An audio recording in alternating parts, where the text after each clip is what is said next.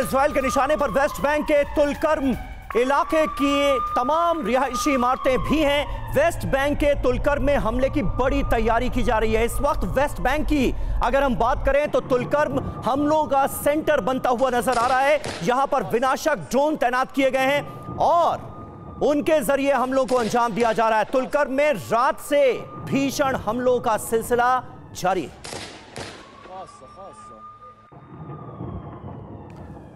तो West Bank का तुलकर्म drone से विध्वंस, आइए आपको दिखाते हैं कैसे यहां पर अचानक हमले तेज हो गए। आपको एक ग्राफिक्स के जरिए हम दिखाते हैं, ग्राफिकल रिपोर्ट हमारी देखिए। वेस्ट बैंक का तुलकर्म ड्रोन से कैसे विध्वंस हुआ, अचानक हमले तेज हो गए।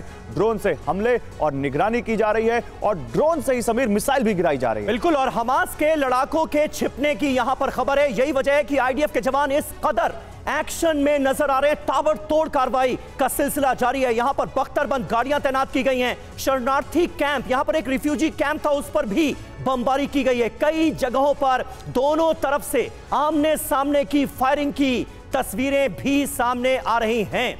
सिंह साहब, किस तरह से आप देखते हैं, और खास करके एक बड़ा एक्शन तो इस वक्त नॉर्थ गाजा में आईडीएफ की तरफ से जो चलाया जा रहा है, देखने को मिल रहा है, वो हमारे सामने, और दूसरी तरफ वेस्ट बैंक में भी ऐसा लग रहा है कि हमास को पूरी तरह से खत्म करने के मिशन पर काम कर रहे हैं आईडीएफ के जवान।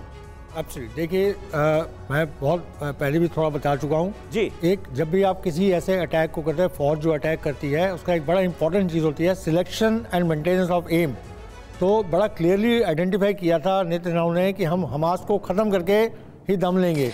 ये 7 अक्टूबर जो अनाउंस किया था, उसी एम के तहत ये जो है जहाँ जहाँ हमास के लोग हैं, बैठे हैं, उनकी इंफ्रास्ट्रक्चर है, उसको पूरा डिस्ट्रॉय किया जाएगा।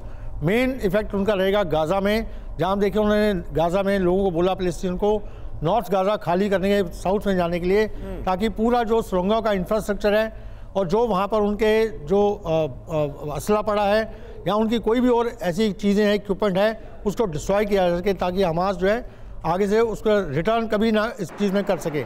इसी चीज़ को करते हुए जो वेस्ट बैंक में है, आपका यही एक्शन वेस्ट बैंक में दिखाई देगा आपको। तो इजराइल का समय जो एम है बड़ा क्लियर है कि जब तक हमास का पूरा इंफ्रास्ट्रक्चर नहीं खत्म किया जाता, जब तक उनके पूरे टेरर इंफ्रास्ट्रक्चर में खत्म करेंगे, मतलब एक लाइन में कहें तो जब तक हमास का पूरी तरह से खात्मा नहीं कर दिया जाता, तब तक इजराइल रुकेगा नहीं। इसी बीच देखिए वही हो भी रहा है।